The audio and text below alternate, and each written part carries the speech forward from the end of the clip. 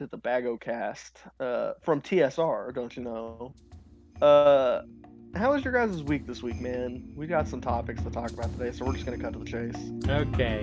Well, in case anybody missed it, I reviewed Star Traders Frontiers, which is a very good game, in my opinion. I believe that that it pushes the boundaries of the turn-based RPGs or the turn-based RPGs things. It doesn't even feel like it's a turn-based RPG, I must say. There are some pretty steep difficulty decisions that they make, but overall, I think that the package is pretty solid, and I like the community has a really good,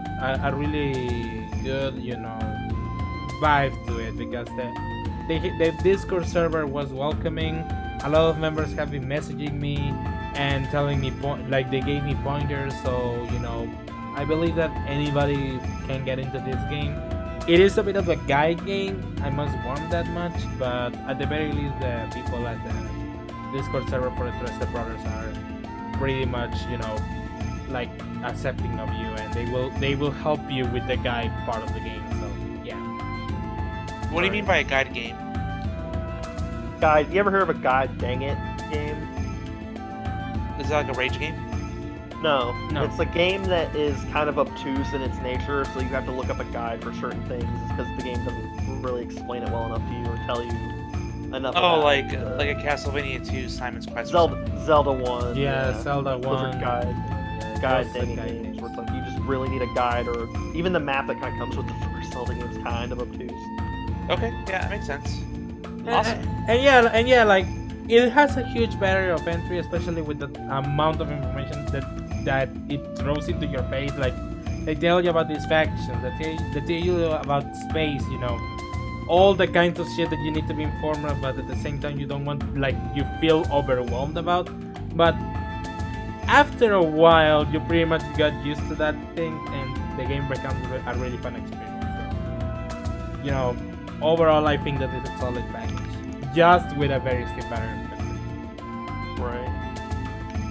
Apologize for clicking in the background a little bit. I am practicing for Smash stuff later on, so got a double task so that my new job has me working 8-hour days. So kind of gonna fit the free time in when I can. But how was your week, Zeus? My week was pretty good, pretty quiet. Gaming wise, not too much on that front. But I am going to a local tournament, just with my friend, a couple of my nearby friends. I'm gonna compete in Ultimate Singles, BB Tag, Nice. and Speaking of Smash, yeah.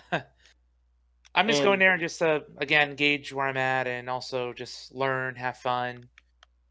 These locals are definitely great opportunities to keep it semi-casual, but also learn where all the competitive people go and how they function, how they play, and it's always a good time. He's also And the not Rise Weekend tournament. not that's actually that's a good thing to do. Like locals are a great time to just have a good time with video games, even if you're not like tournament ready or tournament. yeah, not even. It's just go there, play. I want to see my friends. He made a custom hitbox, and I want to see how he does with it. Ooh. And maybe I'll try a couple sets with that hitbox just to see how I do. Your local promotes hitbox and allows it and stuff. Yeah, they do. That's good to know. Yeah, really it's a really competitive heavy area. I know Florida in general is pretty big when it comes to sending competitive people out. But anyway, beyond gaming, I had a really good time at Hollywood Studios with my family on Monday at Disney. So Oh, nice. that was a good day spent getting out there in the cold, waiting for a boarding pass for the newest attraction, Rise of the Resistance, and it was well worth it. As an engineer myself, it was great walking around, seeing the theming, seeing the animatronics, the effects. Right. Honestly, the parks is what kind of I know I'm not the only one, far from the only one, but it's really gotten me inspired to pursue the field and see how I can design things that make technical sense. And maybe one day I can work in the industry. That'd be great. But for now, I get to uh, enjoy what I see and be part of this new wave of technology and attractions. So I'm definitely a big theme park buff, and I'm glad I had the opportunity to be with my family and going back in a couple weeks to Animal Kingdom. So I'm gonna use my pass, my 4-day pass, and yeah, pretty excited about that. That's You pretty much heard, my week in a nutshell. you heard it here, folks.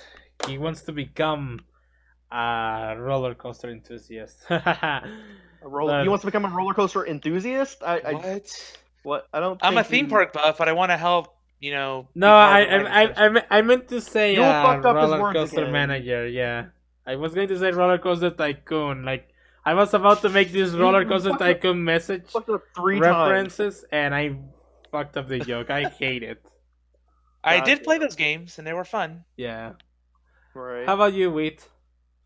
Uh, I mean, I haven't actually had a ton of time because my new job is kind of like 8-hour days, so I kind of. But now that I've been adjusting better, I've been actually playing some video games. On my days off, I got through.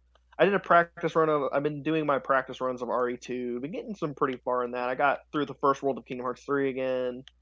Chipping away at DMC5 data. Getting all my orbs back, et cetera, et cetera, and it's good. I played through some more of. I started FF7 Disc 2. I'm playing some of that.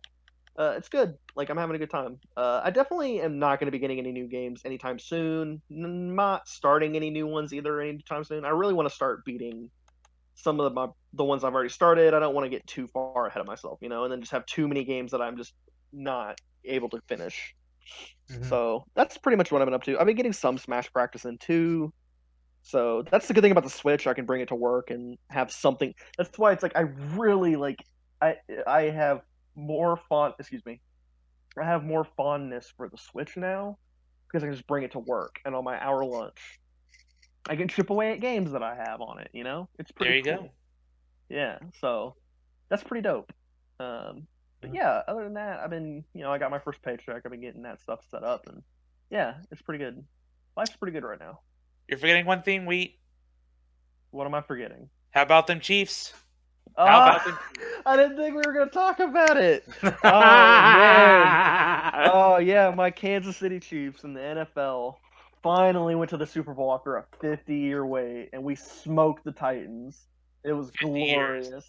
You 50 heard that right, years. folks. Jesus Yeah, Christ. 50 years. 5-0.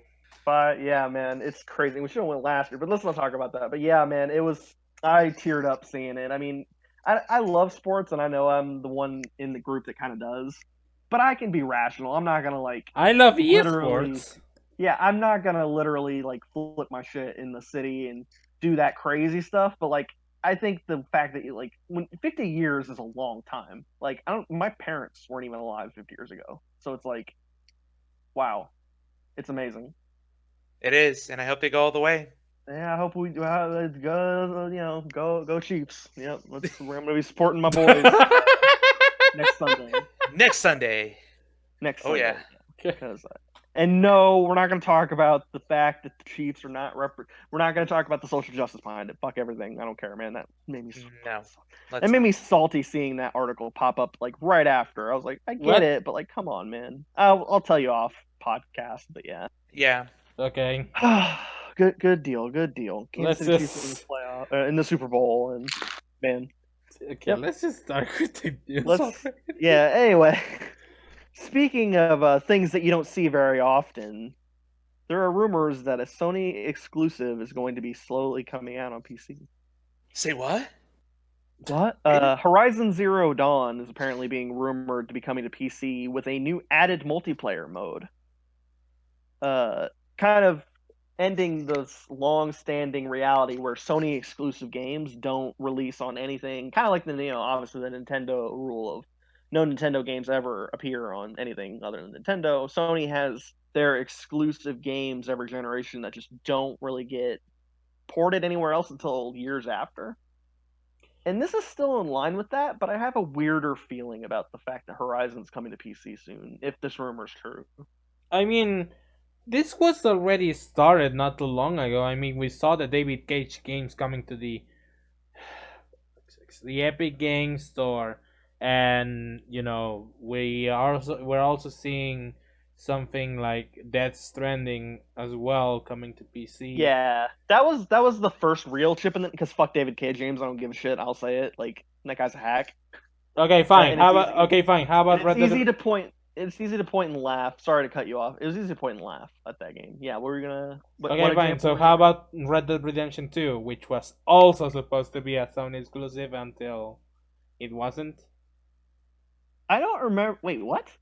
I don't remember hearing a time where that wasn't gonna be multi-platform. Because the first one was never an exclusive to anything Mm. other than consoles. I mean, I don't think the PC port came till a little bit It's later. true. But was it supposed to be Sony exclusive? Yeah, from at the very least, from what a lot of fucking fanboys have told me, yeah. Well, okay, let's not take fanboy opinions. I mean, we were kind of crazy about Byleth, but it wasn't coming from a fanboy perspective. It was coming from a logical one. I mean, we're gonna have to talk about it regardless because there are a lot of people talking about this and saying that this is bad for PS4 as a platform. Anyways, like a ton of fanboys are basically saying that they don't have any reason to buy the PS5 if games are gonna come to PC, or that the PC doesn't deserve games like. They have a point. Okay, looking up this real quick. Red Dead Redemption 2 had PS4 exclusive content, which was just outfits and guns and stuff. Oh, okay. I don't see anything about it being an exclusive to the PlayStation 4 as a console. So let's not misdirect people. We've kind of been doing that a little bit lately, as in the docket has an addendum later that we're gonna fix a little bit. We're still right, but like there was a detail that we kind of left out that was important. Okay. But should Sony fans really be concerned about this? If we could go back in time, when Microsoft started losing their exclusives, how much has that impacted them? But it seems like Microsoft could be making a comeback with this next gen, and Sony, even though these exclusives are being not as exclusive like Nintendo is, they're still the kings of exclusive content. Yeah, their library. They're kings of exclusive content on a console that's like one of the big hitters. No offense to Nintendo, I was just gushing about the Switch, but like Nintendo's always kind of been in its own little bubble. Mm-hmm. Yeah, but those franchises have lasted so long and remain as fresh to people. So kudos to them. But Sony, I mean, even with Horizon Zero Dawn, they still have a buttload of exclusives out there, I think. I mean, for example, a lot of people. I mean, for example, if we want to go back to the argument they were saying that we've seen this start for a long time now, we could also point the finger at the Crash Bandicoot Insane trilogy and the Spiral trilogy, which initially were PlayStation exclusives, and then they basically became multi-plat like all of the sudden, and nobody say anything because I'm kind of I'm letting you guys go a little more because I'm kind of building up my own talking point. I kind of don't want to just start cutting off on every point. So it's like I'm kind of taking everything you guys are giving and kind of building my own opinions on it because I've had a day to sit on this news, so I've kind of formulated my thoughts. Okay, you guys have any more points to go out before I start kind of giving my own opinion on it? Well, let's think about why exclusive content, is important to these systems, and why some franchises have lost that way.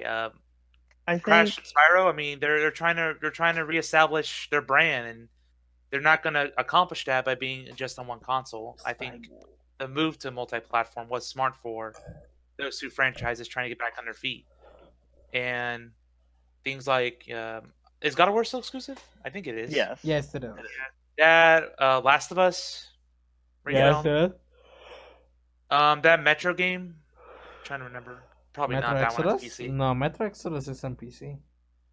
Yeah. Well, Kingdom Hearts not anymore, but and it's like, all right, I think I can start kind of going in. I think I can talk about my upside opinions real quick because I think my upside opinions are not as like vast as my downside feelings, which those are two very different words. My opinions are an upside or more of the logical idea of it, and then my feelings are kind of just how the news makes me feel, mixed in with some logical opinion about it, even though I can understand that that side of it is some feelings based, so you can take it with a grain of salt. To be fair. Okay. The upside is that this is cool for PC because Yule has kind of been upset about certain games. Well, it's a fair point. Like Yule's been upset about certain games not. He's like he said he got upset about being unable to play Final Fantasy VII Remake on release, and it's like this is a cool step in the regard of, hey, now he's getting to play a game that he might have not been able to play had it never, had it stayed a Sony exclusive forever. Yeah. That's pretty cool. I think that's cool for PC gamers. You get to play Horizon Zero Dawn at its fullest settings. You can go max settings. You see the game in its fullest graphical fidelity. That's pretty dope because Horizon Zero Dawn is a really pretty looking game from everything I've seen of it. It's got a really unique kind of style going on with the primal slash cyber infested world. So I think that's going to really pop off the screen even more when you have your max settings going. That's pretty cool. Right. It's breathing life into an IP that is cool, and it had its expansion, but it news kind of was falling off the radar. It was kind of just existed. That's pretty cool. I'm glad that they picked Horizon Zero because I don't give a shit about David Cage. Those games are fucking trash, and it's not the real chip in the armor of console exclusives, in my opinion. Because whatever, who really cares? Death Stranding was kind of the first chip, because the fact that they called it a timed exclusive, even though Sony literally just birthed the game. And let's be real, like they paid for it, everything. They signed Kojima to a deal. They, et cetera, et cetera. And now it's kind of coming to PC, and it's like, that's a little weird. And this is just kind of the first real foray into that for Sony, and that's cool. But here's my downsides. For one, it's a little bit petty, but it's a smaller one. The difference between Crash and Spyro going on multiplat as opposed to this situation right now. Crash and Spyro were always kind of marketed as like timed exclusives, even if it was for a year in Crash's case, I'm pretty sure. Like they never said it was going to be exclusive to PlayStation entirely. For one, they just said it's exclusive for as long as it's exclusive. They never promised, hey, Crash is coming back to PlayStation only and it's going to stay that way. Yeah, I will give you that much because when they revealed Crash, a lot of people thought that this was going It to was be going to go. exclusive to PlayStation, and no. Yeah, and they never promised anything. So Yeah. it's fair to them that they went multi-plat, and Spyro obviously followed suit. So they were never going to get away with it. They even admitted it was timed exclusive because of the precedent of Crash not promising to be exclusive. So that's fair. And then people pointed out about Crash anyway that the deal was signed to be timed exclusive anyway. So we all figured it out. Here's the difference with Horizon. I'm pretty sure I can pick up the box right now and it'll say only on PlayStation, and it was promised as a PlayStation exclusive. So the idea of moving it to PC kind of tarnishes that feeling a bit, and I think you can argue. I argued my upsides, but the argument for why this is a downside is that kind of tarnishes consumer trust a little bit. And it's like, if I buy this game that's promised to me as an exclusive for my console, my console purchase, not mine, but well, mine at the time, but others in general. Hey, this is exclusive to me. I bought this console and I can play only this game.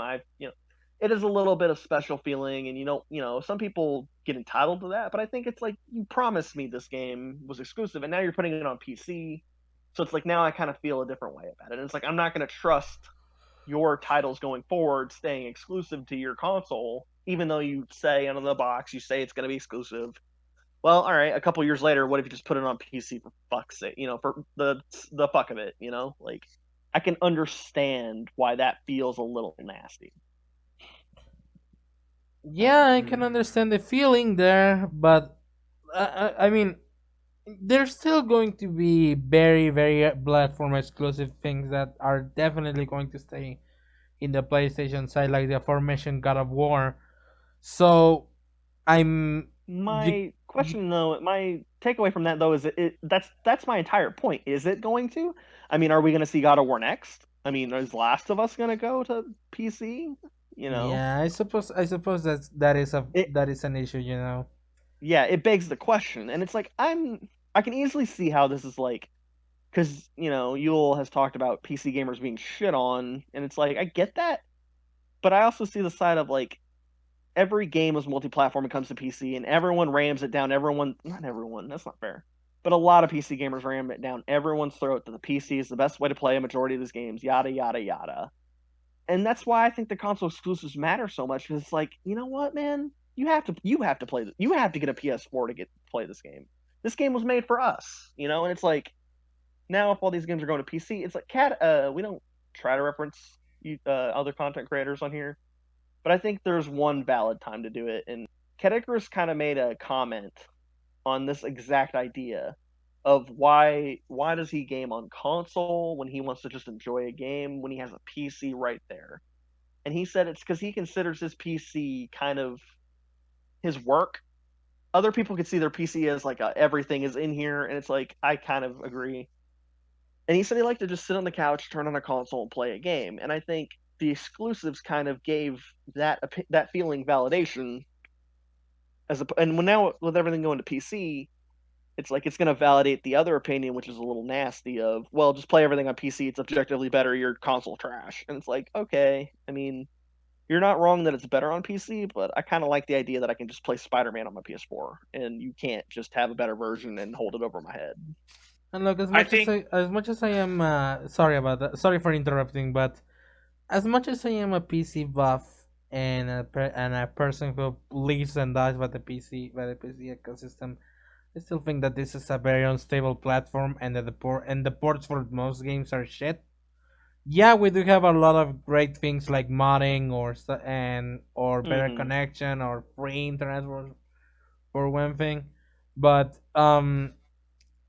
I still think that consoles do have their unique capability of providing the experience without, well, mostly without any issues, because you still have to Mm-hmm. account for Obviously, some, I mean every platform is going to have its isolated issues or yeah, like isolated. crashes and stuff like that. Yeah, yeah, yeah. Like I still get random crashes killing my fucking progress in RE2 from time to time, and it's like, God damn it, just stop. Okay, what were you gonna say, Sus? no, I can totally understand the whole emotion side of things Yeah. because it is a pastime for many people, us included. So Mm-hmm. when companies, understandably so, want to focus on um, the profit and just introducing their beloved series to a wider audience, then yeah, I guess that sentimentality does kind of factor in. But at the same time, I mean, gaming's been around for so long. I I don't know. I mean, I just It feel has been around for a long time, but it's still relatively young to where certain changes can make or break it as a medium, in my opinion.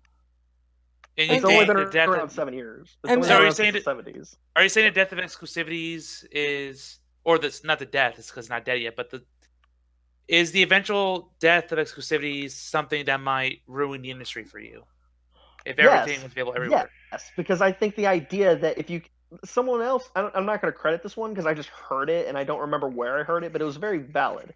If you could just if everything starts to just turn into, oh, I can play it on everything, and then if everything turns multi-platform, then we get a chain, and everything starts to go, oh, well, now just play it on this one thing because what's the point of variety? That's key. If everything just basically it's going to funnel down to everything is going to be on your damn PC, and that's just going to kill competition, and your video games are going to turn into untasteful goo, as an example. Instead of, oh, you look at foods as variety and you can try everything, and your imagination is the key. And then, well, if everyone is just eating one thing, then what's the point? It's going to turn into goo. That doesn't matter. It just gives you nutrition. I feel like gaming very much could turn into that, where it's like, oh, well, what's the fucking point of competition? We know that you can only play it on PC, and we can just give you the most microtransaction laden garbage in the world. So I think the idea of exclusivity and competition keeps the gaming industry from what's the word, cannibalizing itself. I don't know, consuming itself. You know? I mean, the competition is still gonna be there, but not in the way of exclusives anymore. For because But I disagree. I think exclusives kills that competition. If there's no exclusives and everything funnels into one platform, then you're gonna get microtransaction garbage, and no one can complain because We're we used dealt to with it. it. Yeah, Yeah. we let them do it. The culture of gaming would have changed Well, dramatically. Yeah, well, I was It's gonna very get to that. possible. I mean, right now Sony definitely seems to want to push for more in their cloud gaming investment, much as Xbox is doing currently. So I believe that the competition will go towards which platform of the two offers a better streaming service instead of you know exclusive games. I would say that I don't know whether or not this is a progression for the gaming industry, or it is just a step in the stagnation. But if they're shifting tides in the competition market, you know we might see some positivity coming off of it, because exploring the unknown is pretty much the bastion for innovation after all. So yeah. It's a very complex thing to answer. That's pretty much what I'm trying to say here. that's Right true. now it is. It's a bit of a deep competition because there's a lot of variables we also don't know. To be fair, like what is the platform going to be that Sony puts it on PC? Is it going to be on Steam?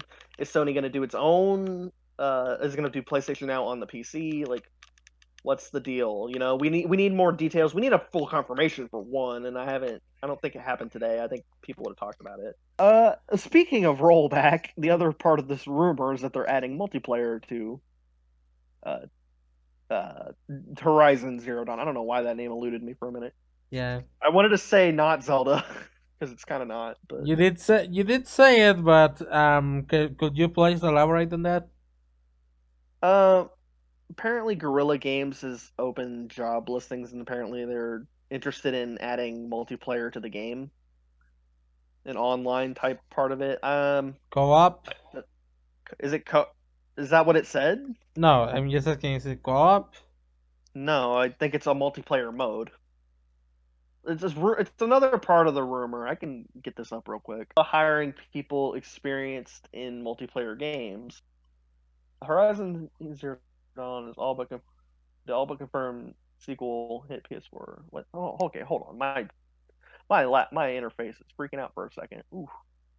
Ooh, Horizon Zero Dawn 2, the all but confirmed sequel to Games hit PS4 exclusive 20.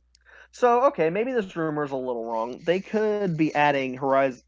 Guerrilla could be preparing to add online to the eventual sequel to this game because they're apparently getting ready to hire people who are experienced in multiplayer games. okay. And that's all So we know. that kind of that kind of kills a little bit because I was about to go on a rant about like why are you going to add multiplayer to an already launched game, and it just made no sense. I still kind of feel like them adding multiplayer to a potential sequel is like no, because come on, can we just have a good single player game that stays single Yeah, player? I'm kind of getting sick of single player games that have multiplayer into it. Yeah, I'm getting sick of these like shoehorned multiplayer mode. Like even Last of Us, as much as I tinkered around with it and had a little bit of fun with it, I'm still like, this was a game, and I kind of miss the idea of having series that are just single player experiences. We have enough multiplayer games. If I want to get stop it. Stupid It's an ads. oversaturation of them.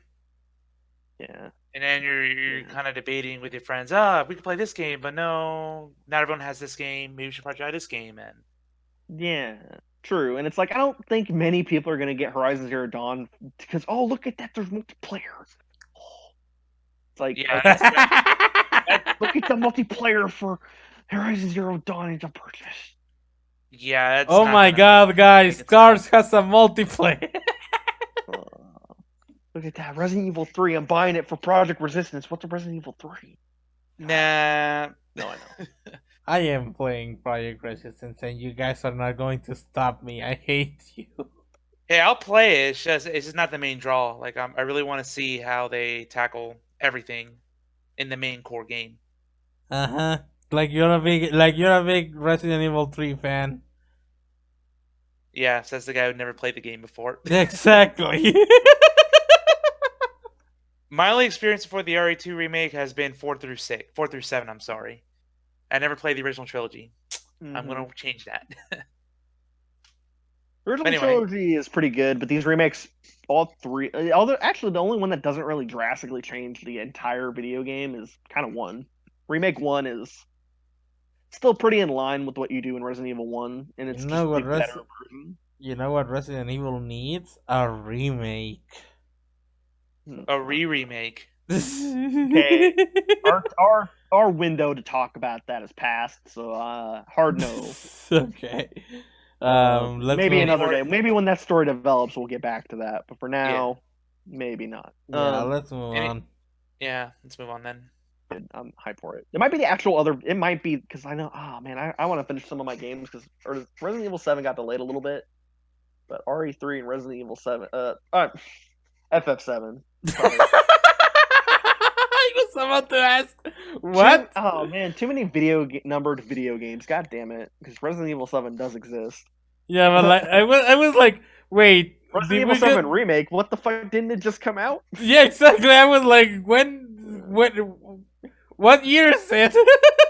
what year is it? Hey, Is if it Call of Duty 26 get a remastered edition for Modern Warfare, why Is not it for Resident 27? Evil? That was weird, man. That's a weird thing. I'm kind of glad they kind of just forgot about it and dropped it. Yep. Because that Thank was goodness. that's nasty. And that came with the game. Like you had to get a garbage Call of Duty to get a remaster of a good Call of Duty, and that turned it into a kind of garbage Call of Duty. Ugh, weird. Anyway, speaking of garbage, the multimedia empire that is Disney is apparently going to sell Fox next video game development studio to Culver City-based mobile game developer called Scopely. Basically, the gist of this is that Disney is trying to move away from every Fox subsidiary other than Fox Sports because they don't technically own Fox Sports. It's its own thing now.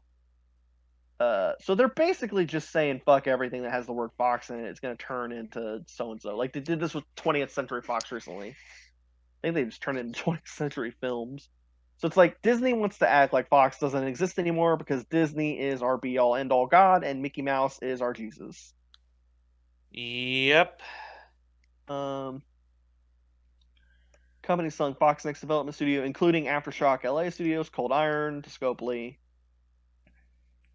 In case anybody's curious, you might have heard about a Fox Next's name if you played a game called Alien. I don't remember the subtitle, but it was a mobile game and it's fucking bad. You might remember this company if you played Alien. I don't know. This company's bad. It's like mediocre games, damn it. That's the point. It's mediocre. God damn it. Yeah. Alien Blackout. That's it. Alien Black. Oh yeah, what? I remember that. That was the fucking tie-in to the movie, wasn't it? The newest Alien movie. Yeah, the FNAF clone. That one. Yeah, that was man. Yeah, that one. Maybe this is not a bad. Maybe Disney made the right opinion. Maybe Disney did the right thing. They knew like this is trash and we don't want it associated with the fucking mouse ears. I mean, look. It's I mean, the new Star Wars trilogy is pretty bad, but like it's not as bad as this. Let's not open that can of worms, please. Look. It's I want to revel in the goodness that was the theme park area, not that. Look. It's clear that Sony, just. It's clear that Disney just wanted to purchase Fox because of the rest of the Marvel IPs. That pretty much gives away why they don't think that's what it is. I think Disney literally wants to own every fucking media in the world, which they can't. You can't. The monopoly regulations will deny you every time. Oh, but they'll try. But they'll try. That's for sure. They already have. But for example, the reason why Marvel vs. Capcom Infinite was so horrible as it was because Disney was refusing to provide Fox with free publicity, So they basically went with the Avengers instead of including things like the Fantastic Four or the X-Men, which is very controversial. So you know, Yeah. I feel I don't remember hearing it was like Disney outright refused them, but I think they just like weren't gonna really help promote the game because like I know they own Marvel, but it was always Marvel vs. Capcom has always kind of been something that existed out of that scope. yeah, Disney owned Marvel, but the Avengers and stuff like that, the Fantastic Yeah. Four and stuff like that was pretty much Fox. So Yeah. my theory at this point is that they wanted to grab the rest of the Marvel things, and now that they have it, it's time to get rid of the other guys. So bye bye I feel like Fox. I feel like I disagree because I feel like Fox has a more like everyone points to the other Marvel stuff, but that's such a small part of what Fox was as a fucking enterprise. Like, like I said, they had 20th Century Fox, they have The Simpsons, they have all this other stuff. That I feel like them just buying it just to get the other Marvel stuff would be kind of fucking stupid. Because like, it's not saying your theory is stupid. And I feel when like has Disney done something smart? I don't know. They bought. Say what you will about Star Wars, they bought that. Knew it was like Star Wars fans will buy anything, and I mean Disney made Kingdom Hearts, or they agreed. Why are you laughing? It's a fucking success. It's the most successful crossover other than maybe Smash Brothers and Avengers at this point. He has a good point. Yule's laughing at facts. Like what the fuck? It doesn't matter what you think of the plot. That makes a lot of money. It gives them a lot of publicity. I know. That's why I'm laughing because it's ridiculous that there's successes. No, I just laugh at the idea that these things are successes because people will buy into them. What the fuck? Why do I have to ununanimously defend Kingdom Hearts around you when there's valid points to why they're decent? Hard Darkness. Hard Darkness. Okay, Hard Darkness. Okay, Hard yeah, Darkness. Hard Darkness and millions of dollars. Get off my ass. Hard Darkness. Darkness. Hard. Heart of the dollars, bitch. Get in the Shadow Realm. Darkness within darkness awaits you, wheat. Look at all this darkness. It's under the shadow of these billions of dollars. And we gotta be friends with everybody and get our hearts fight the darkness. I'm friends with these business decisions that I'm making that make me millions of dollars. Yes, Replica sir. some friends, sir. Okay, but here's the thing with Disney buying everything. Yeah, I mean, it could be profitable, and it has been profitable for certain properties, but man, if you screw up the brand and if you alienate fans and you don't get your return on investment and you're spreading yourself too thin to keep up all these properties, this is going to be like the Roman Empire, but in media form. It could crumble very quickly if they're not smart. It could crumble. It could crumble, but I feel like Disney has too much money and influence to where they're not going to get fucking Telltale. Because that's exactly what happened to Telltale. Oh, yeah. What are they going to... Too many licenses. What are they going? What are we going to have a media Trojan horse or something like that? Well, the Roman Empire because that part of the Roman history to point out. That's a Rothel. It is true. You know why the Roman Empire fell, right? It's because they assimilated too many groups of people into one empire, and then you get enough dissidents within that group, and a rebellion forms, and boom, it fell. Yeah. So okay. So in your opinion, Zeus, what is going to happen? What is going to be the media version of the Trojan horse when that rebellion forms? The Trojan. What do you mean by the Trojan horse? I mean something. There's no need for a Trojan horse. This isn't a real fucking war. The Trojan horse exists because there was a war against the Roman Empire. There's no need to fucking war against Disney. The Trojan horse is fucking monopoly laws. Exactly. There really is no fighting Disney. Disney has to fail by themselves, to really I don't know, because You know I'm what? not going to get involved with governments or anything. I want fucking Sony to be like fucking Trojan horse and like, fuck yeah, we're gonna go into Disney and ruin it and steal all their fucking shit. Hell yeah. We're gonna sign a deal with Disney. Haha, trolled. There's a loophole. It means we get all your property. Oh Like, shit! what That the is hell? going to be amazing.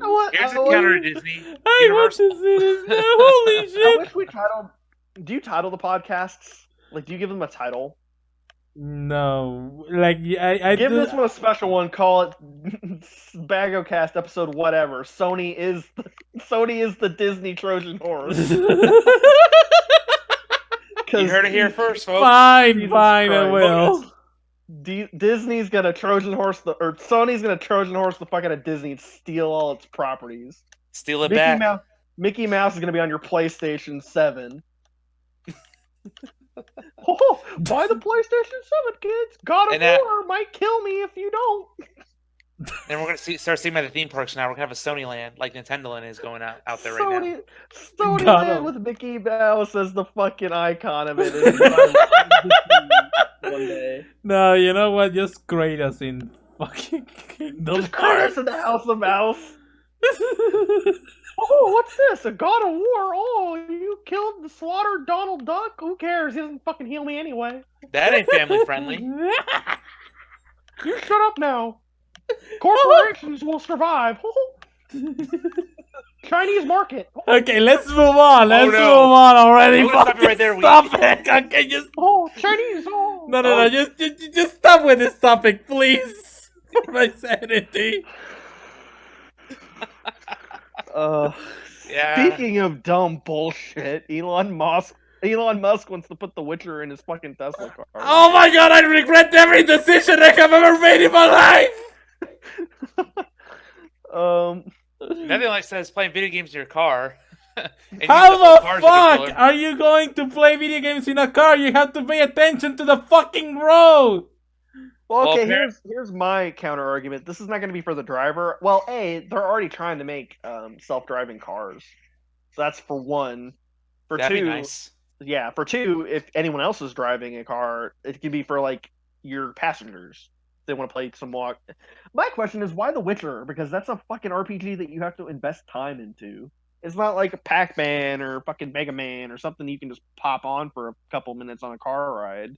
Like, you have to get invested into the universe of The Witcher for like hours and hours. Because it's the popular thing on Netflix, so you know. Well, I've always heard that Elon Musk has a fondness for The Witcher because I don't think it was just a Netflix series. Because I've heard him talk about The Witcher. Here, let's get a confirmation. Elon Musk fan of The Witcher, because I thought he said it was one of his favorite like game he liked. I mean, He's a fan of The Witcher. He's tweeted several times in reference to it. On January 10th, posted a message reference to the viral song on the show. But he's done, yeah. Elon Musk, top point of your Witcher, wants to bring Witcher games to Tesla. Yeah, I think he's talked about it before. I mean, yeah, I know that Elon Musk is very open about the things he's a fan of. I mean, for fuck's sake, he literally changed his profile picture for a while to be that of Edward Elric from Full Metal Alchemist, you know, because he's a fan of Full Metal Alchemist. He smoked a fat fucking blunt on Joe Rogan's podcast. I was like, God damn, dude. You work at NASA. That's the guy. A real American hero. Real American hero. I'll toast to that. This is the future Iron Man, ladies and gents. This is our new Tony Stark. Praise him now. This is real life Tony Stark, while Robert Downey Jr. is still trying to play Tony Stark. Why is it Elon Musk, though? Why not? I don't know. There's nothing wrong with that guy. I love him. Anything he does, I'm just a big fan of. He's very eccentric. I'll give you that. Yeah, he's one of those like inspirational people that's unafraid to be himself, and I think that's amazing. Even if you can disagree with him, it's just fair. I think you can disagree with anyone. I think someone that's not afraid to be themselves in anywhere they go and just doesn't give a fuck is like real. And he's like backing it up by like doing all these efficient things to make the world a better place. Like that's pretty dope. He's not afraid to fail, and a lot of people respect that about him. Bringing forth a lot of companies. Can we please not talk about about failing when we know what happened with Tesla mobile and stuff like that. Well, I think he owned like I don't think he didn't shy away from it either. I don't think he went like, oh no, like don't criticize me. It's like he's probably just like saw it and shrugged his shoulders, like, all right, we'll fix it. Something we gotta fix. Yeah. You know. I really hope that he does come up on top on whatever he's trying to do, because I never thought of him as malicious or anything like that. So No, yeah, I don't think I've heard a bad word about him. Unless you work for him, apparently, like he's really strict, but whatever. That's true, but I think there's like a level of competency and strictness that it's like you can't just like laze around and be fucking not like inefficient and get a good job done. Like you need to be on top of what you're working on, you know? Especially on a tight budget, because as rich as Elon Musk is, I mean, compared to other mainstream brands and competition, it's still a slice of the pie. So that's why he's cracking the whip. He's trying to do something pretty much on the same level as like freaking Walt Disney himself, to be honest.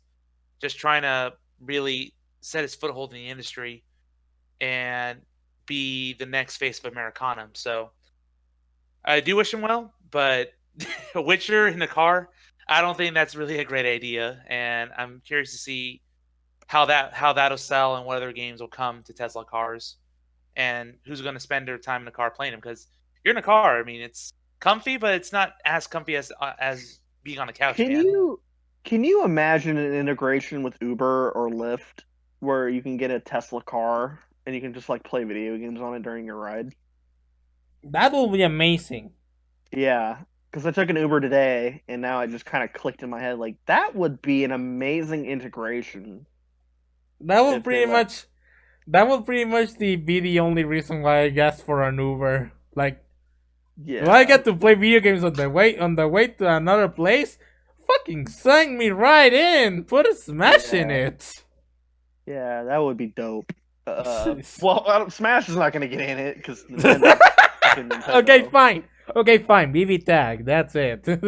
Yeah, you probably could get BB Tag on there. I mean, I think it just if they integrated Steam with Tesla cars, like, oh god, oh, that will be so glorious. It'd be glorious. Because I think we all remember a time where we played our Game Boy in the back seat of a car ride that was too long for its own good. Yeah, I mean, we still play the Switch nowadays. Like, that hasn't changed. But like the idea that your car can do it would be like, that's pretty dope.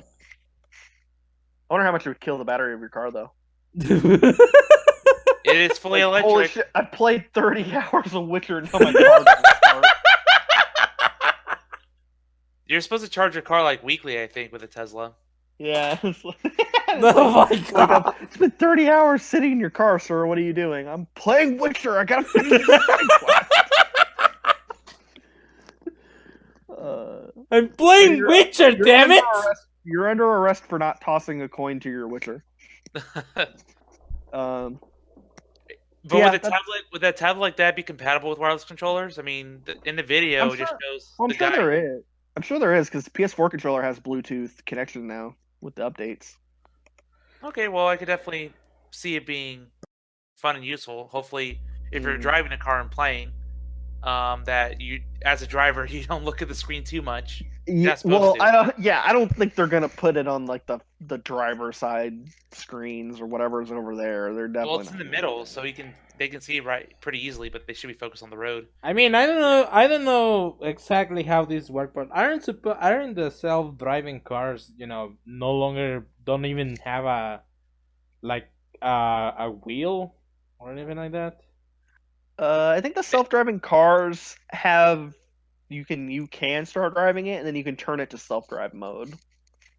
I don't think there's too many cars. I think there are some designs that are intended to be fully functioning, driving on its own. You aren't going to drive it, but I don't think there are many that are like come to fruition yet. Some more of them are like starting to become where you can drive and then turn it to a more advanced form of cruise control. Yeah, they're still getting all the bugs out because there's been reports of test subjects or test cars just crashing. Wait for the test subjects, like test dummies. sorry for dehumanizing all those people that test drive those cars, but They're dead anyway. You ever see the exactly. They don't I have said an. accidents. I didn't say fatal accidents. Jeez, guys. They don't. There's No. They don't have. If they're dead, that means they cannot be ID'd. So, that's an So they weren't. advantage. You'll shut up. Well, the point is, That's an advantage, before this ever becomes mainstream, it's a long way to go. There's from an engineering standpoint, I mean, safety is number one, and right now, it's still pretty rudimentary and dangerous for having something like this in a car because it can easily distract the driver and people around. But I don't know. I mean, I hope they figure this out. I hope self-driving cars become a thing because living in Florida, I'm very tired of amateur and stupid drivers all the time. So that'd be nice to imagine a future where we don't worry about that anymore. How much I've gotten anxious about driving cars, I'm surprised how many fucking morons get a driver's license. Yeah, the American And system pass for getting that a license test. sucks ass. It's harder getting your license in like European countries and Japan. It's night and day. Yeah, exactly. I feel like there's not enough common sense training and shit. My guys, you literally you say that when in Mexico all you need to do to get a license is literally buy it.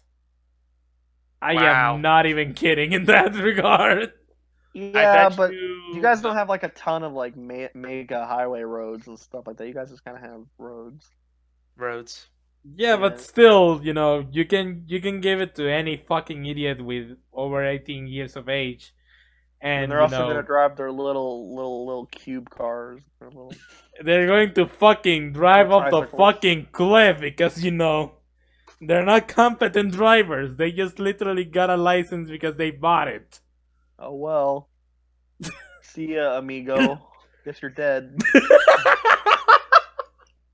Guess who's not driving in Mexico then? No, you don't. You don't. Please don't. Yeah, I'll just Uber. Yeah. Yeah. Or take buses or taxis because they're cheaper than Ubers here.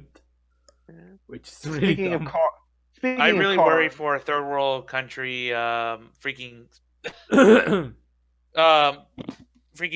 congested cities because I've been in Colombia, Bogota a couple times, and that was a nightmare trying to get around. No one cares about your real life, Zeus. Moving on. No, I'm just kidding. Yeah, that was a nightmare with all the motorcycles weaving in and out of traffic. Let's move on. Let's move on. Speaking of cars, apparently a tax return has been hinting at the development of Grand Theft Auto 6. Rockstar has now claimed about, I think, 80 million euros or pounds in tax relief. And despite the massive success of GTA 5 and obviously Red Dead Redemption 2, it's kind of weird that they're making a claim so massive compared to their 2018-2019 tax return claims. 36, it might be, yeah, it's for a total of 80 million. And they've only made 2 games in the last decade, so what's causing their claims for this year to be so high? Well, people think it's related to a lot of journalist websites think it's related to the potential of production costs. They think they're making a tax relief claim on their production costs for spending so much money on a game. Many millions of economy, let's put it, because dollars, pounds, etc. It takes to develop a game. So this huge tax return out of nowhere is kind of hinting at the idea that Rockstar's probably working on Grand Theft Auto 6, probably for next gen, etc. They're probably basically moving into production on this game. So that's cool. I really have not much to say about that, mostly because I'm ambivalent towards Rockstar and their development things. Like, I am the person that doesn't respect a company that crunches their employees on the daily basis and calls it passion. So, I couldn't care less about whether or not they're developing Grand Theft Auto 6 because I know for a fact that if they are crunching employees up the wazoo. So, But if you want a less pessimistic opinion, I believe that if Grand Theft Auto 6 were to be produced, it is definitely going to be a next gen system. Like, I think it could be a next gen system seller. I think it hmm could come out like next year or something if I haven't already been working on it for a while now. yeah. I don't know though. I can give you another take that's like not as soapboxy as that, which is I think it's a valid thing to be upset with them about. That's fair. But in my opinion, I think Rockstar has a problem, and it's that their games are just starting to follow the same exact formula almost to a T. Now, Red Dead Redemption 2 was a cool setting, and I kind of enjoyed that game, but like it's it's literally Grand Theft Auto 5 in the Wild West. Whereas I thought Red Dead Redemption 1 was not just a Grand Theft Auto game in the Wild West. I really thought it was like this unique Wild West video game that you it really captures that lore and time so well without actual, and actually made it a fun game to play without just being fucking Oregon Trail or something, you know? Yeah. Yeehaw. But nowadays it's just like uh there's a video, I can't remember the name of it. There's a video really detailing why Rockstar is just doesn't give you the freedom anymore to experience this game however you'd like how it used to with something like Grand Theft Auto 3. The comparison in this video was Grand Theft Auto and Rockstar used to be just a tub of Legos, and you can do anything with those Legos that you want. You can complete missions any way you want. Etc. It was free, and now Rockstar has kind of become the Lego sets, where they want you to build it the specific way. They give you the instructions and they'll let you stray from it. So, and they only give you just the pieces you need. So it's kind of boring, and I feel like Grand Theft Auto 5 was one of my most hyped games last decade, and I played it and I liked it, and I slowly realized that I don't fucking give a shit anymore about Grand Theft Auto because it's so fucking formulaic, it's so unfree, it's so linear. Even the heists don't give you a lot of variety. So Grand Theft Auto 6, I'm looking at it from more of a board neutral perspective, and I'm really not that excited about it. I mean, I'm not excited about it either. Like, besides the whole crunch thing, honestly, I just never really care about Grand Theft Auto.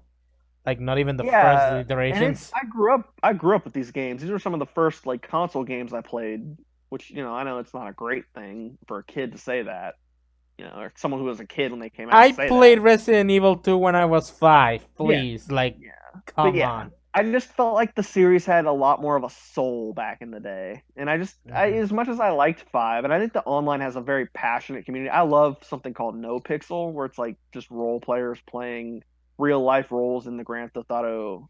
And it's a modded thing, so it's cool. I think that's one of the few mods that I look at. I'm like, that's a really cool idea of a mod where they just make everything more realistic and give you more of a realistic inventory system, and you can actually deal with that. And I thought that was pretty cool. And that's cool.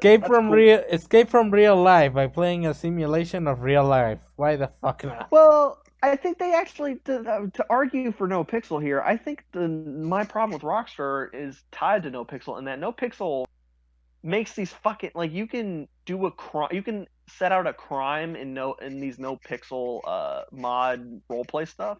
You can set out a crime and go out and execute it, and the cops can go out and chase you, and it's organic.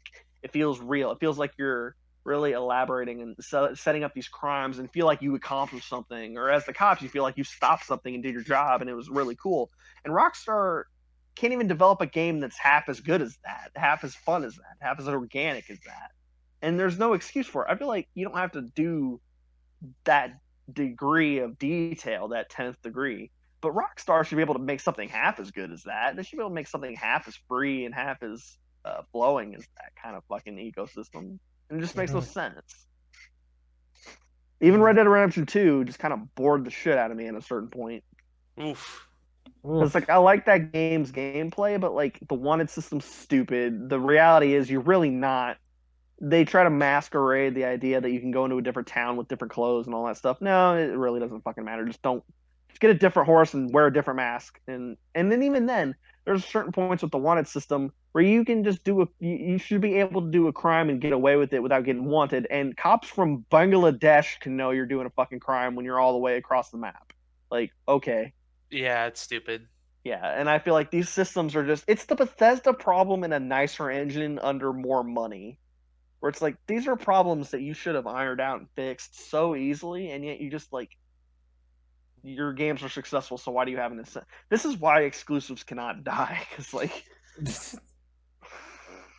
this kind of behavior is promoted from the idea that these games are so successful. So it's like, why does Rockstar have to change? They're making Com- enough money. complacency. Yeah, I think It's yeah. So that's that's the word my of the soap. day. Yeah. Well, I'm really indifferent to the news of GTA 6. I haven't really touched any GTA games since San Andreas, to be brutally honest. So, Yeah. um, okay, it still is super popular. It's sort of like I don't know what else to compare it to. I mean, is it as stale and derivative as Assassin's Creed?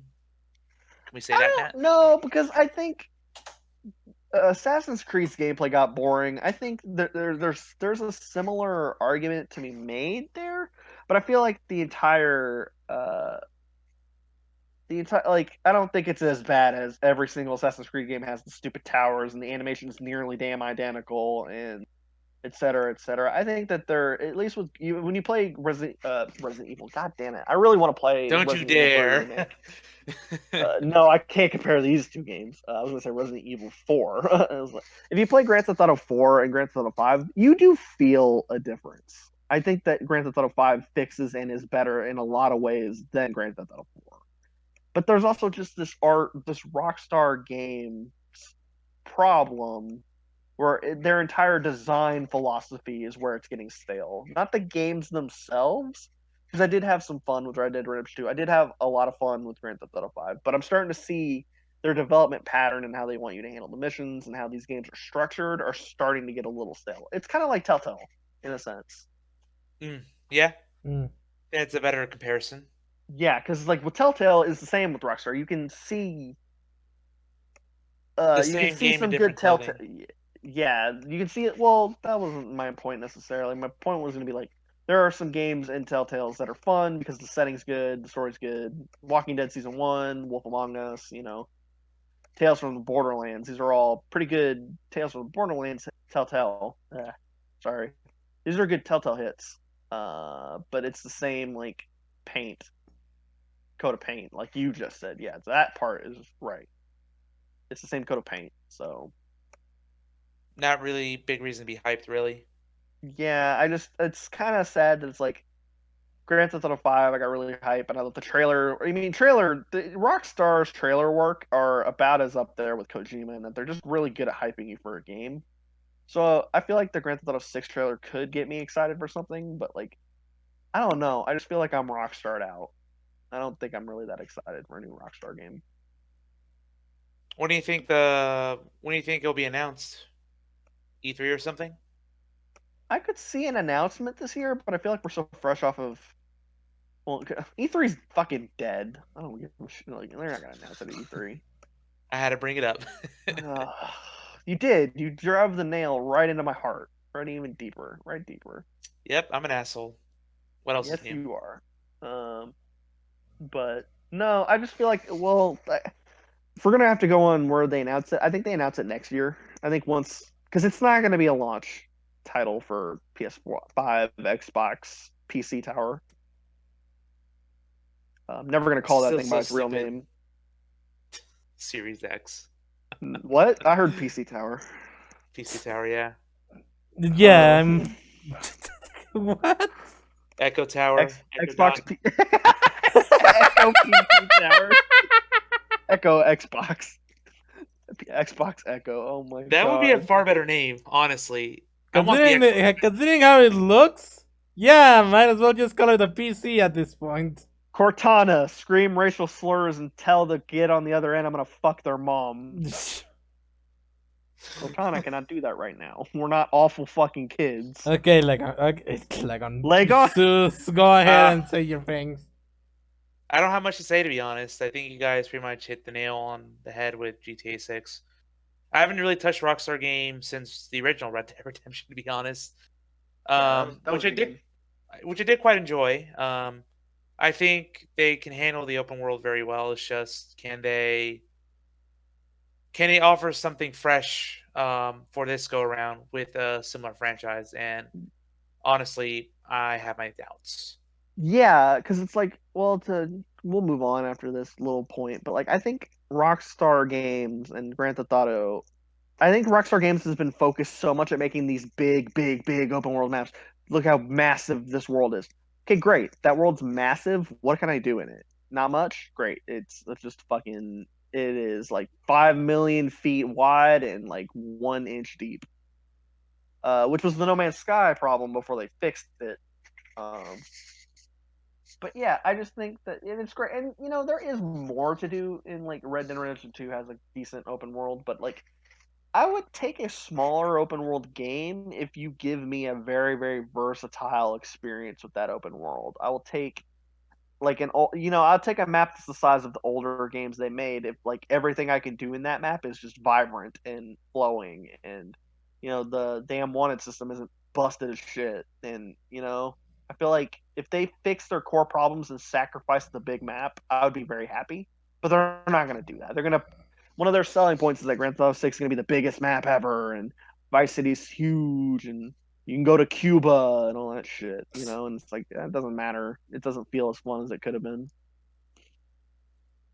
Speaking of things not being as good as they could have been, Google Stadia is No, trash. God. It's Man, that time of the week again. Hello, everybody, to our... Can we comment on the low-key reality that I have a solid transition for every single topic for once in our podcast history? Yeah. You want some golf clapping? Here we go. Good job. Wow, Zeus. Jesus Christ. He torched me there. God damn. Yeah, he got you there good, man. You didn't have to point that out, Weed. I'm sure the audience can figure it out with your segues. Man. You really have to be that guy. Wow. Man, Zeus, did I fucking piss on your Cheerios or something? I just made one comment. You're like, fuck that guy.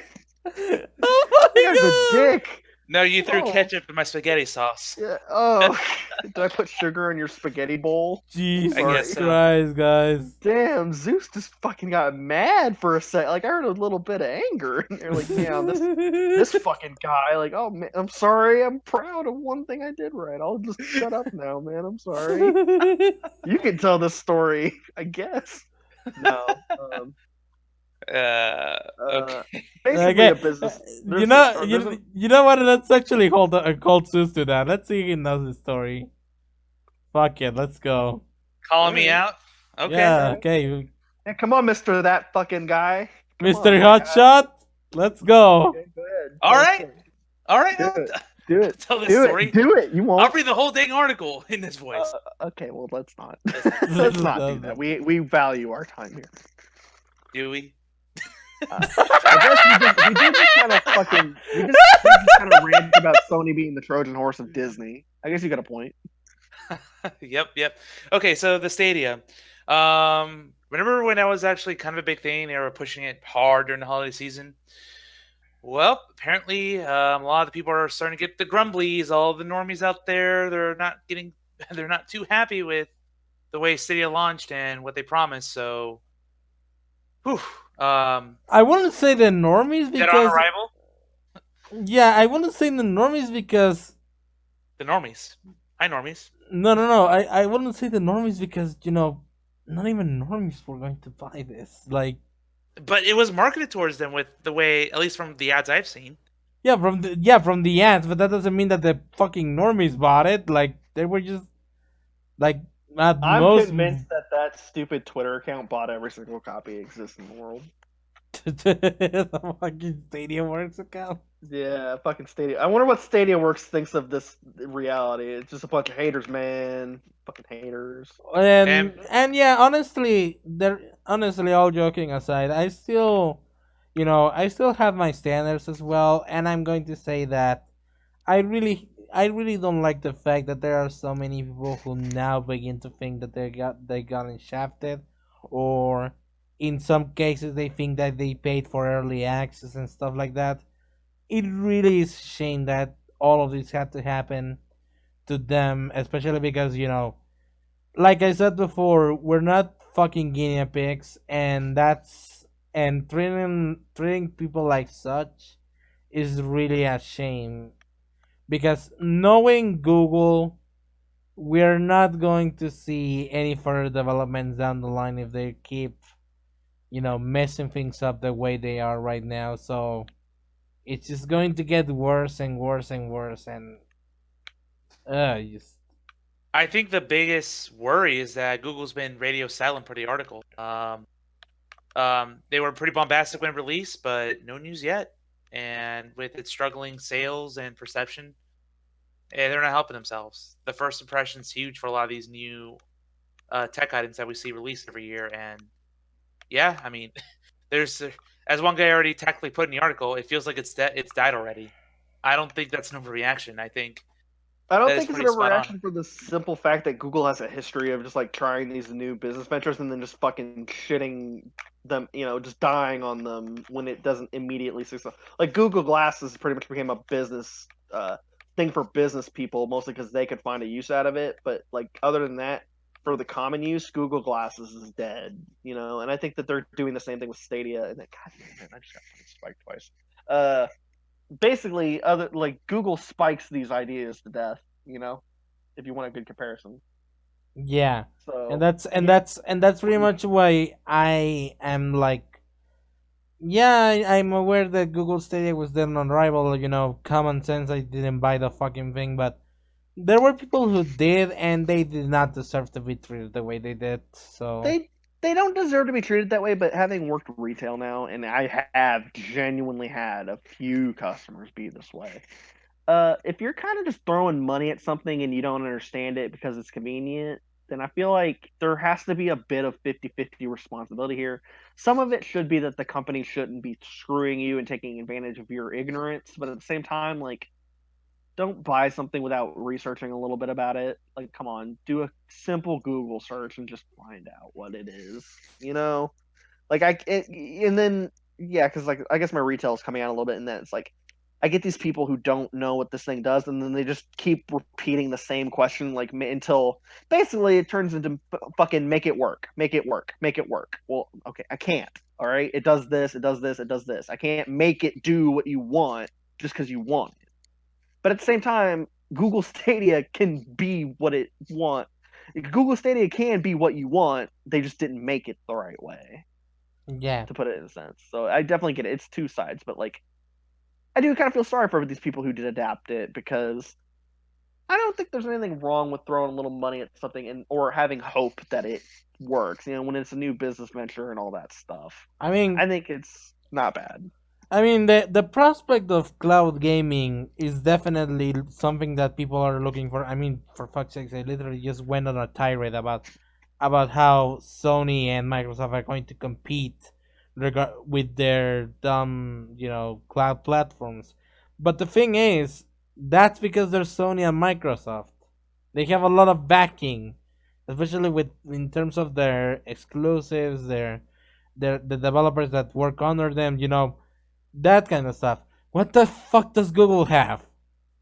They never had anything in the gaming industry, and they try to shove a system where you have to pay for the access for the games. That was never going to work. Yeah, I feel. Oh, sorry. I feel like anything you want to add in Zeus? The look, like I said before, it's a matter of principles at this point. If people are going to we're going to purchase Google Stadia, at that point, just wait for Project xCloud, because xCloud it's seeming like it's basically going to be Stadia, but much much better at that point. You know. Yeah. Well, it's also got the literal one thing that we've been, you just said about Stadia. It doesn't have any games, doesn't have any trust in the industry. Well, the Game Pass has earned the trust of a lot of consumers, so you can just pair that with this project, and it's like you've got a winner in some regard out the gate because, Mhm. yeah, Game Pass is such a hit, and I think the fact that you can just pay for that. It's literally the closest we can get to Netflix in gaming, and you can literally pair it with a streaming service and literally just turn that into Netflix. Yeah. And the best thing about Project xCloud that's going to make it more successful is I genuinely believe it's not going to replace the idea of Game Pass. It's Or not going. physical game releases, stuff like Yeah, that. so when you get this xCloud, whatever it's going to turn into, you can still play your game. You can still play the game how you want. Or play the game Yeah, locally, or buy the yeah. game and You stuff can. like that. Yeah, exactly. You don't have to buy the games just on a platform just to get access to them, and never you know get and never be able to do anything with them, like Right. Google Stadia. As soon as it closes down, because it is going to close down, it's not even a matter of if, just It's a when. matter of. Yeah. Right. Once it closes down, a lot of people are going to lose their purchases, and that's going to suck a lot. Yeah. I just hope that the people who adopted the Google Stadia thing, I didn't buy that many games. That's the best I could hope for. Right. I agree. And at the end of the day, I think it's bold that they tried it, but obviously, I mean, just with all the news, we were skeptical on it since day one, and they didn't really do anything that could have proved us wrong in our skepticism. So it happens. They But kind of worked on this on themselves, to be honest. yeah, and Google doesn't really. And the sad thing is about Google is that it's not like Sony where it's like, yeah, this is half of your market, and it's gonna be a big deal if you die. It's like, yeah, this is gonna die, and no one's gonna give a shit because Google has a history and track record of doing this with its fucking products. Yeah, it's going to die, and you know, that Not an is going to be overreaction. sad. Yeah, that is going to be sad, especially for a lot of people. Yeah, I It's honestly hope that they consider offering refunds to people if this dies out outright. Because the Yeah, Google right. Glass, it doesn't really give a shit, and I feel yeah, like something like a right. Google. Well, okay, pessimism aside, I think people are entitled to more of a fucking refund for the games than they are for something like Google Glasses or like let's say you buy an Apple Watch and it bombs as a concept. Well, whatever, it's a watch. You made a one-time purchase on a tech device that doesn't work out. That's technology. With gaming, I feel like it's different. You buy all these games and I feel like if your platform dies and you don't have a reason to play them anymore, Wait, you my know. dude, there is a way that where people will get their refund. It's called a class action lawsuit. Yeah, I mean, Oh, I think people have every. Well, I think people can sue Google over it. I mean, there's a legitimate sense of this is not what you promised. This is doesn't fucking work, and you made me pay a lot of money for it, and I don't even own what I own. You can argue, yeah, there could be a legitimate case against it. Of course, Google could lawyer up, and Google wouldn't be as easy to break as Nintendo with a class action lawsuit, but it's possible.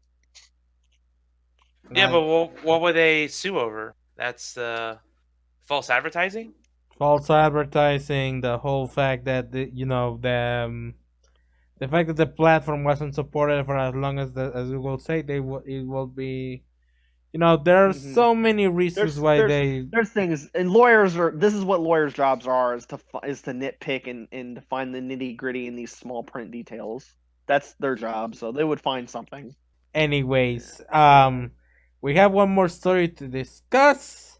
Well, we have an addendum a little bit. We were bagging on CD Project Red for their crunch stuff because anytime you'll hear the word crunch, he just loves to go fuck it, this fuck your cunt stab stab stab.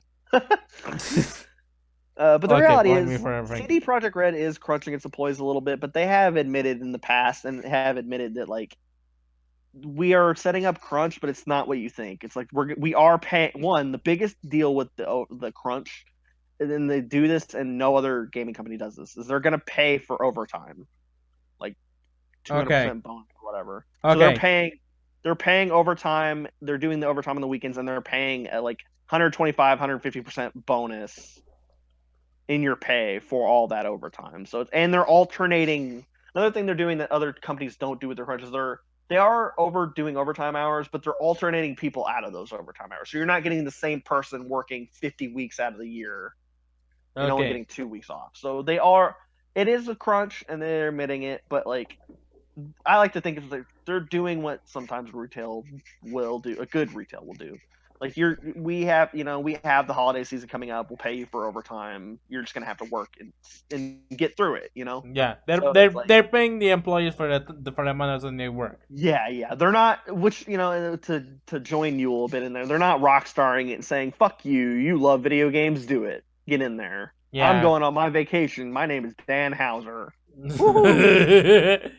Like, all right, fuck you, Rockstar. That is shitty. Okay. And CD Projekt Red's like, we're gonna pay our people and we're gonna alternate people in and out of the crunch so that we're not burning people out and overworking a single employee. Good. So yeah, but this is just that time of the year, time of the development where things are getting tight and they want efficiency and they want to get it done. We need the extra hours, so yeah, unfortunate, but they're handling it better than most. Okay. Time for the final subject of the day, and I'm going to introduce this one. So yeah, we're ready to start the combat. It's time to reveal our Tem cards. Temtem has dropped today. And my god, this is a roller coaster. So Temtem is basically awesome. It's the thing that most of us are gonna put our money where our mouths are. Money yeah. where our mouths are, sorry. Yeah, especially because it's. I mean, I did Tem up. Temtem up. Yeah, Temtem up. That's the catchphrase. So I did Temtem up, and in terms of Bago games, me and another one of the writers under my wing, got early access codes, and so far my experience with Temtem has been amazing. I love Temtem. I've seen it in action with him, so yeah. Yeah, Temtem is looking like like the Pokemon game that Pokemon fans always wanted. And that's a bold statement. I don't think it's gonna be the Pokemon fan that always wanted. I think the closer down to earth answer to that is like, I think this is what people would have wanted in a Sword and Shield type game. I mean, I suppose. Yeah. Continue. Yeah. Sorry. Yeah. The thing is that if you pretty much is like the real the real tea here is that the battle system is completely different from Pokemon, but I also have to say that something that really made me happy about Temtem is the fact that they're doing especially in terms of competitive play, a lot of things you get that to the point, Jesus. damn it, a lot of the things that Pokemon fans always wanted. Like for example, the hidden values like the TVs and the SBs are pretty much available to you from the get go. You don't have to guess or fucking EVs and IVs. What? No RNG? What madness is this? Oh wow. You don't have to make Pokemon fuck like sex slaves to get you damn EVs and IVs. That's great. Yeah, like they're giving to you downright, and they're openly given to you through the stats, and you pretty much can keep track of them very easily. So you pretty much are set in that regard. The game itself is pretty fun as well. There are a ton of side quests. There are some, I have been able to play against some trainers. The overall experience is pretty fun, and I really can't wait to play some more Temtem like in the upcoming days. Just to keep giving the game a chance. Like this is early access, and I swear this feels like it's amazing. Like it shouldn't be the early access, but there are a few Stop saying you. Oh my god. Did you It's know? Did you called know? You know. it's You called know, though. You improv. know. Damn it! I You know. hate it. It's not improv. You just can't make a point to save your life. Audible pauses, dude. Stop. It's buying time. You get it. You So, get it. It's yeah, it's good. It's good. Damn it's it. good. I think one of the sticking points for me on Temtem when we were watching you will play it, that I pointed out was like the graphic fidelity of this game is not as high as what Sword and Shield looked like on the base, but the stability was a lot improved just looking at the character creator. The stability looked a lot better. And I just feel like that graphical style was lower, but I feel like the stability is going to be a lot better across the board, which is something that a lot of people. I know Legon for one, which we apologize by the way. This is a little late to mention this, but Legon is not here because his internet's out. So Yeah. sorry, but Legon would for one.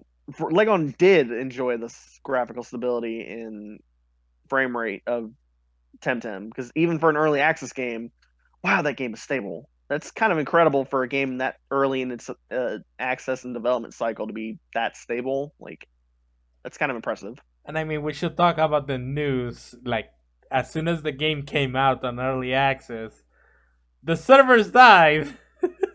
Well, okay, yeah. I mean, I meant stable in terms of like the graphics and frame rate being mostly pretty stable, but the servers were not stable. They were the exact opposite of stable. They were dead.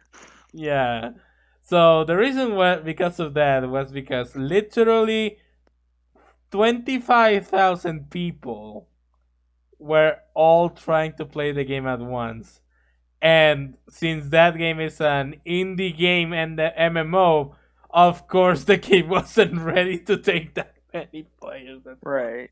Absolutely. But I think it speaks to a lot. I mean, 2,500 may not be the biggest number in the world, but like that a big amount of that on an indie game for its first launch in early access, like I think there are so many people that are ready to support something other than Pokemon because they're so burned because of Sword and Shield and Let's Go and the state of like Pokemon Company and Game Freak right now that like 2,500 people, and I guarantee you I could say like a lot of that is just people ready to support something in spite of Sword and Shield, and I'm all for it. Did I say it on cast? I think I said it off podcast. But I would buy Temtem even if I didn't like it and it didn't jive with me, just because I want to support something that's not Pokemon and put my money where my mouth is. In my opinion, I believe that this is well worth the money, even if it isn't out of principle. I Mm, also think that it's you know put the server issues aside. I still think like the fact that they solved this problem in just one day, it speaks a lot about how much they care about this game. yeah. So I honestly am impressed with the development team. They made an anime opening. They made a they solved the server issues. They keep addressing problems as they come. This Man, is listen, great. yeah. What the fuck doesn't have an anime opening by right now? Like, I'm surprised Call of Duty doesn't have an anime opening. I Holy guess shit. more and more indie games. Shantae got one when the fifth one Yeah. was. Indivisible got one from Studio Trigger. I Studio think? Trigger, yeah. That was fucking dope. Same deal with Shantae, by the way. Yeah, Yes. Studio Trigger making these Gurren Lagann ass openings for these games are amazing. I bet those developers are pretty giddy. So yeah, once they- if you're gonna take anything from this podcast, let it be this. Let's do it. Pick the contenders and tempt them up. Grab your fucking Temtem cards and join us in the quest because The one thing I mean I know because it's gonna sound a little hypocritical because I know the idea. Sorry for the background noise by the way, but I know the idea is gonna sound a little hypocritical. But I think the name Temtem is a little like if I could change anything about this, I would change the fact that it's called Temtem and just I try to come up with something else because I just don't think Temtem jives with me as a name. But why? because I Because keep also thinking of the Undertale. Undertale thing and the Undertale artist Temmie. So That's an. I don't know. I never Temtem is I never understood the.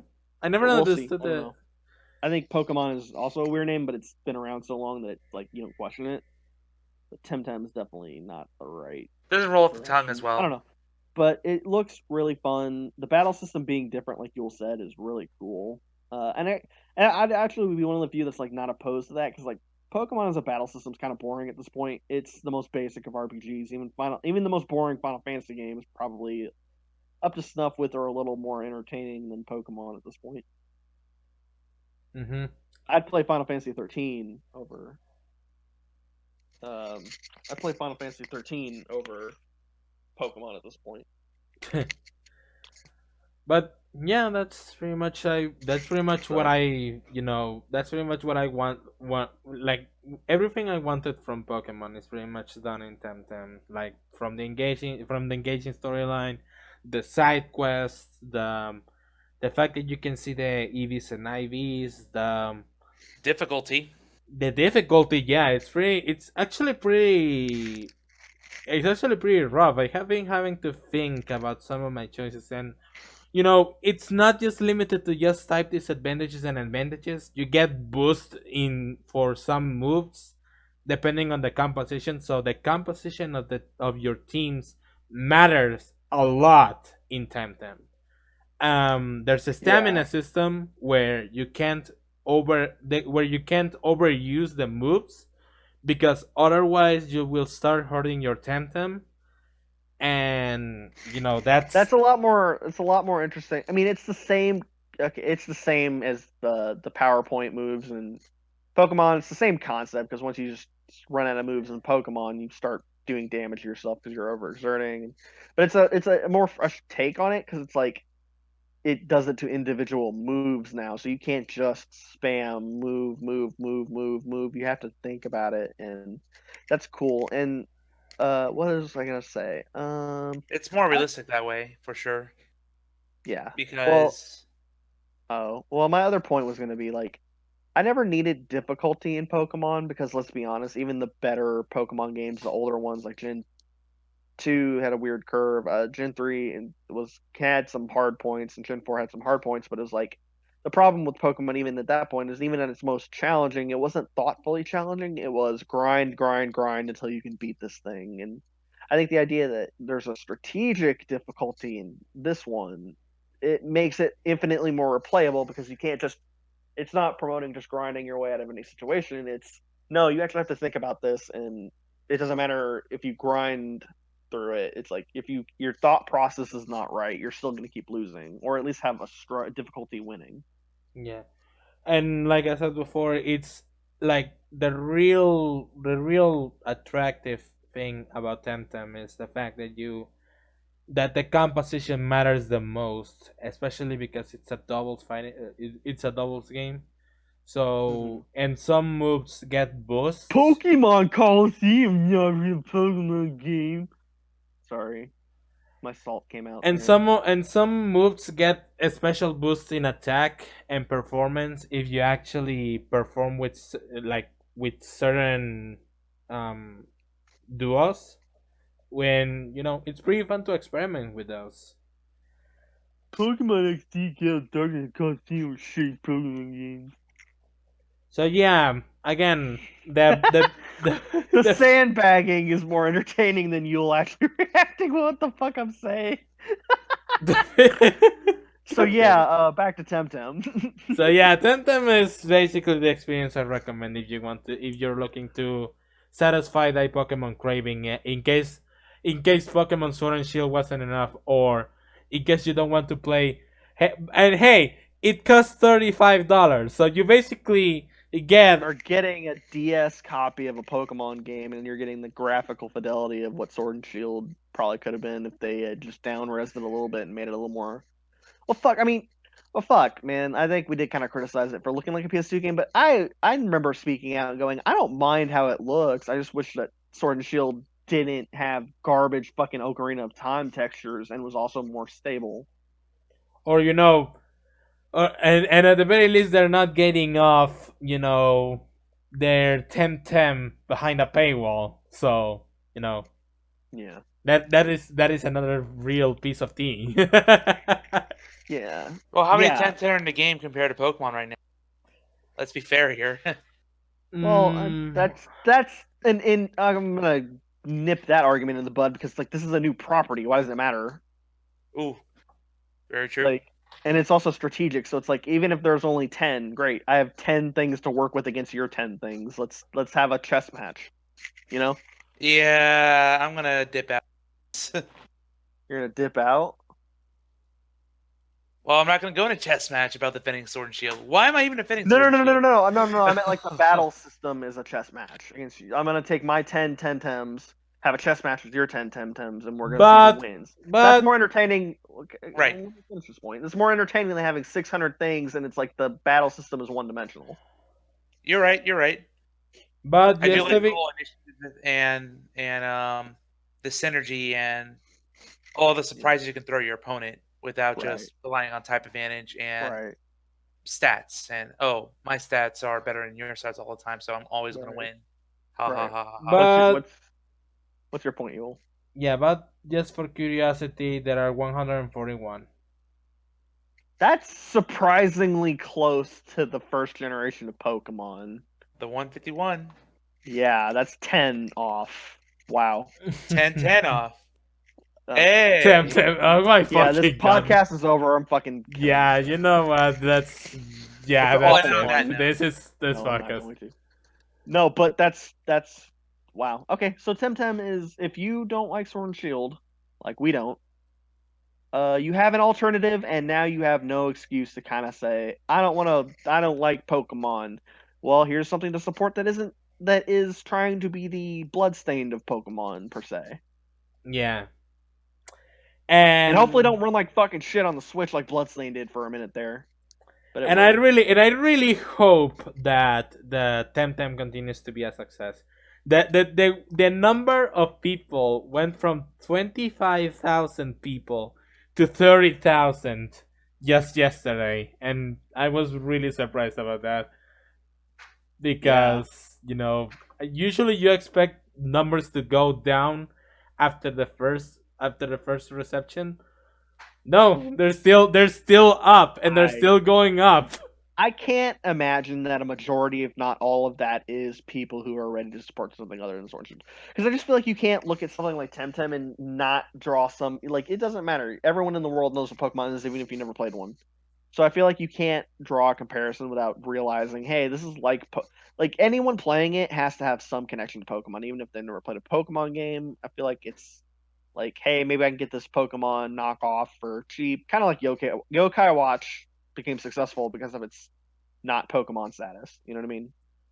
In a sense. So I think that's cool. I think it's great that we have an alternative now because it's literally just anything I've kind of been looking for. Even though I didn't think that Pokemon would get Bloodstained because they're still making games for it, like came out of nowhere and it's a pretty pleasant surprise. And there's also the fact that even for an early access game, a lot of people are reporting that this is a 20-hour journey. So That's not bad for a Pokemon game because those usually last around maybe 20 hours, maybe like 15. yeah, but that's the deal, dude. The thing is that this is basically the first two zones of the game. So Yeah, it's well, building up to be yeah, something even much larger. Here's the other thing is like a lot of like okay, no, Pokemon games can go on for longer, but that is fluffed out by grinding time in a lot of them. I was meaning to Temtem, but okay. Well, okay, wait, what? Yeah, like Temtem, so like Temtem's first two sections. What's the disagreement? Um, I was saying that the Pokemon 20 hours of a full Pokemon game or 30 hours of a full Pokemon game, like a majority of that's grinding. So oh, the fact that the first two zones of Temtem is 20 hours is like astonishing because I don't think that's gonna just be a lot of grinding. yeah. And honestly, I just, Oh, and the fact that they also want to put a bigger emphasis on the competitive scene makes me want to make a Temtem branch, and I am already forcing people into it. So, that's a thing. Yay! That dumb shit aside. No. Okay, here's my advice. I don't think they're gonna hear it because I don't even think they'll listen to the podcast. But who cares? My advice to them would be, don't be like Nintendo. Don't just like, don't be like, we balance this shit and then just not balance the shit. Because to be honest, like Nintendo says, we want to balance Pokemon competitive. You've never balanced shit in your life. Get out of here. And I'm talking about Smash Brothers too. So, yeah, don't be like Nintendo. Balance your game. Keep it clean. Make sure that the game functions well and the rule sets are clean and solid, and make it a fun experience. Because Nintendo throws out Pokemon competitive and don't do anything to regulate it, don't do shit about it, and it's still successful. So you can be even more fun and successful if you actually give a shit about it. Yeah, it's definitely a good time to be excited for this new IP, and I hope it succeeds. I think it will succeed. I mean, I think Skill Up Gaming has pretty much said everything I have to say regarding Temtem. Good guy Temtem is offering refunds to players affected by queues, even though they don't have to. Like remember when I told you about the server issues that they had? Yeah, Temtem pretty much was saying that we totally understand your situation and believe us, we're super frustrated too. We're going to try to solve these issues as quick as possible, but if you don't want to wait, you know what? You can ask for a refund. They openly, and they even linked to the Steam page on which you can ask for a refund. You know, huge respect for the guys for the development team, because they wanted to, be good by the players. Meanwhile, Nintendo wins a court case to stop people from reporting their pre-orders on the eStore. Alright, yeah, this is alright. That pretty much says it all. Honestly, this topic is starting to drag out a little bit. Yeah, we basically said everything we can say. This is enough. Yeah, Temtem's good. Support it if you can. Alright. I think So, that's the podcast, guys. Yeah, I think that's it for the podcast. So yeah. Once again, thank you for listening to today's TSR Bagocast, and hell yeah, let's all go Temtem, and let's all go fucking get in the Trojan horse and get to Disney. See you guys next week. Oh my gosh. See you guys next week. See you guys.